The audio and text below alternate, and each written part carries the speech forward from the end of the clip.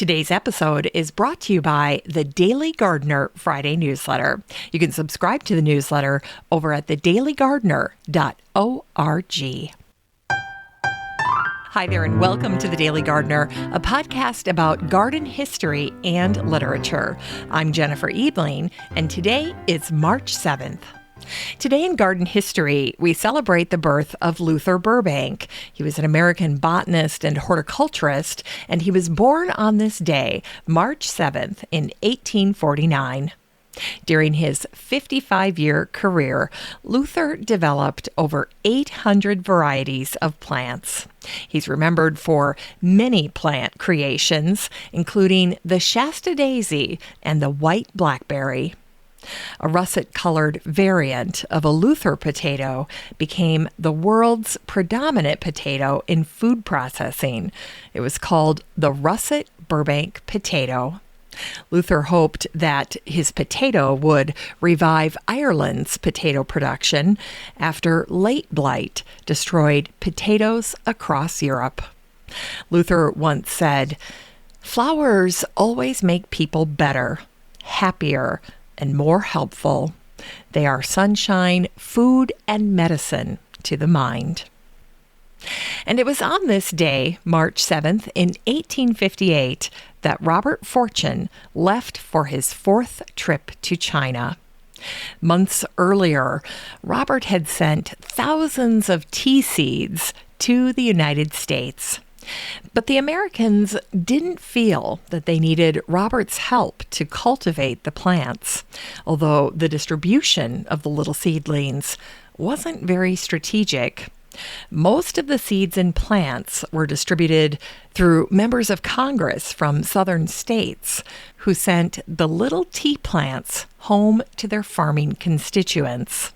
James Ryan of South Carolina wrote, "In the fall of 1859, I received from the Patent Office in Washington a very tiny tea plant, which I placed in my flower garden as a curiosity. It has grown well, has always been free from any disease, has a full outdoor exposure, and attained a height of 5 feet 8 inches. There cannot be the least doubt but that the tea plant will flourish in South Carolina." 2 years later, the start of the Civil War derailed those early hopes for tea production in the United States. And it was on this day, March 7th, in 1865, that Edmund Hope Verney received a letter. By this point, Edmund had been botanizing in Vancouver Island for 3 years. All throughout his expedition, Edmund was gobsmacked by the beauty of the Vancouver landscape, especially during spring. He had written, "I cannot believe that any part of the world can show a greater variety and number of wildflowers than this." As much as he could, Edmund sent specimens back home to Claydon in England. Occasionally, he would get discouraged if he didn't hear back, sometimes not even a thank you. But on this day, March 7th in 1865, Edmund's stepmother wrote with words of praise. She wrote, "Your seeds are excellent, just what we wanted. The colony is celebrated for its pines and cypresses. The bishop says bulbs, too. If possible, perhaps you can bring some with you.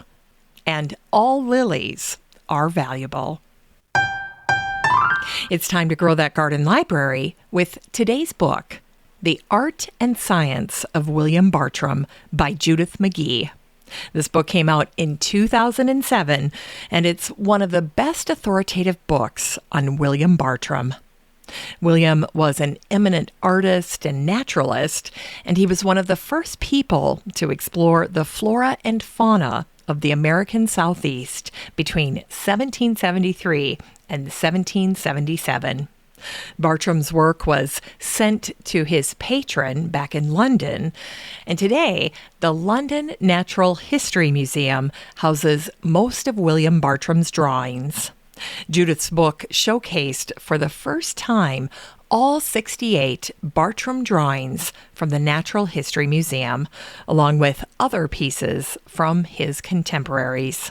This book also shares some of Bartram's writings and letters, proving that Bartram was not only influential during his lifetime, but also a beacon for the next generation of American naturalists. Bartram's work had an impact beyond the world of science. Wordsworth, Coleridge, and other writers found the significance of Bartram's drawings and writing a source of inspiration, especially in light of the fact that he was entirely self-taught. Bartram's humility and compassion made it possible for him to spend time with Native Americans during his explorations. He also became an authority on the birds of North America. In 1773, William collected and propagated seeds from the Franklinia, or the Franklin tree. The tree survives today thanks to the work of William Bartram. This book is 276 pages of William Bartram's life and contributions in the context of modern scientific thinking. You can get a copy of The Art and Science of William Bartram by Judith McGee and support the show using the Amazon link in today's show notes for around $46. Finally, today's Botanic Spark features Kurt Blumell. It was on this day, March 7th, back in 2001, that the Baltimore Sun shared a story called Maryland's Mr. Grass Plantsman, Kurt Blumell, by Nancy Taylor Robson. Here's an excerpt. Nurseryman and landscaper Kurt Blumell had dealt with groundhogs, rabbits, and rapacious deer, but nothing in his career prepared him for the destructive powers of elephants and giraffes. They are like organic lawnmowers, he said. Kurt Blumell, the company, is one of the largest, most extensive wholesale growers of ornamental grasses in the country, which is why 6 years ago, in 1995, the Disney company asked him to help design, supply, and plant the 125 acres of savanna at its new animal kingdom in Florida. Kurt assumed that the animals would graze the landscape, so he was careful to avoid poisonous plants. But Kurt was unprepared for the voraciousness of their grazing. Kurt said, "We planted acacias. They have very long thorns as part of the permanent landscape, but the giraffes ate them down to the ground, thorns and all. Another surprise was the soil, or lack of it." Kurt said, "Florida only has sand. It's like hydroponic growing. And as soon as you stop giving things water and fertilizer, they stop growing.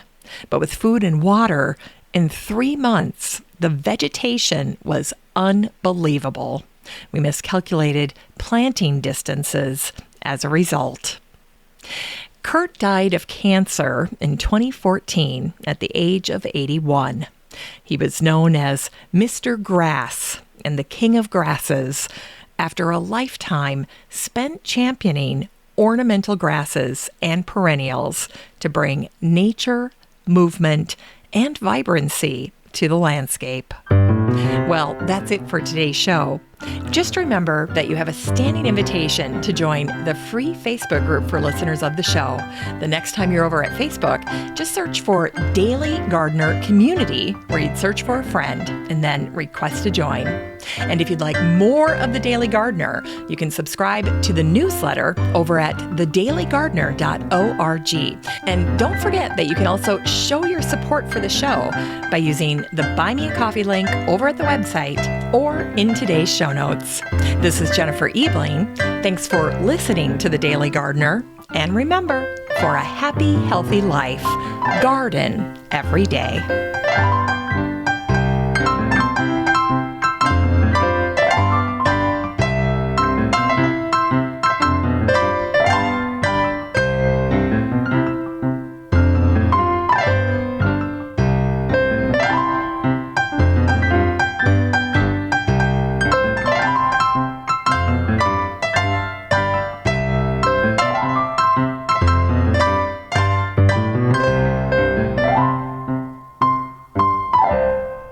Hi there, Daily Gardeners. I just wanted to let you know that I will be speaking at the Friends of the State Botanical Garden of Georgia annual meeting in Athens, Georgia on March 25th at 7 p.m. And there's a reception before this event at 6:30.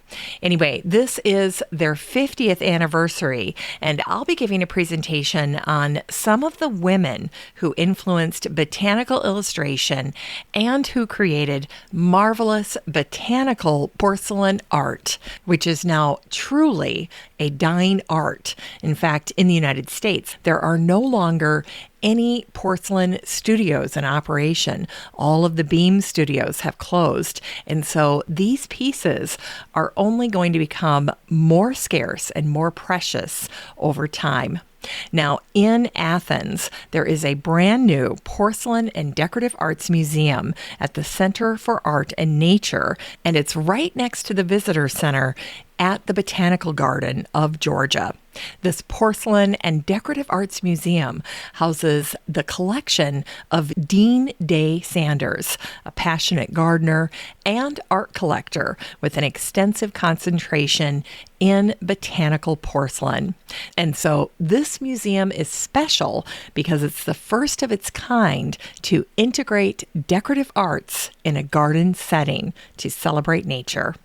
Now, if you decide that you'd like to be at this event, all you need to do is check today's show notes or the Facebook group, the Daily Gardener community over at Facebook, or the newsletter, because I'll put links to this event in all of those places. And if you do register, let me know, because it would be fun to have some Daily Gardeners in the audience. I'm going to have a little bit of free time, and it would be great to connect with you. We could tour the gardens together, have a little meet and greet, grab a coffee, etc. Anyway, it would be great to get to see you there. We'll celebrate these wonderful botanical artists, see the beautiful botanical porcelain, and get a chance to hang out. What could be better? So one more time, the meeting is on March 25th on a Friday at 7 p.m. Hope to see you there.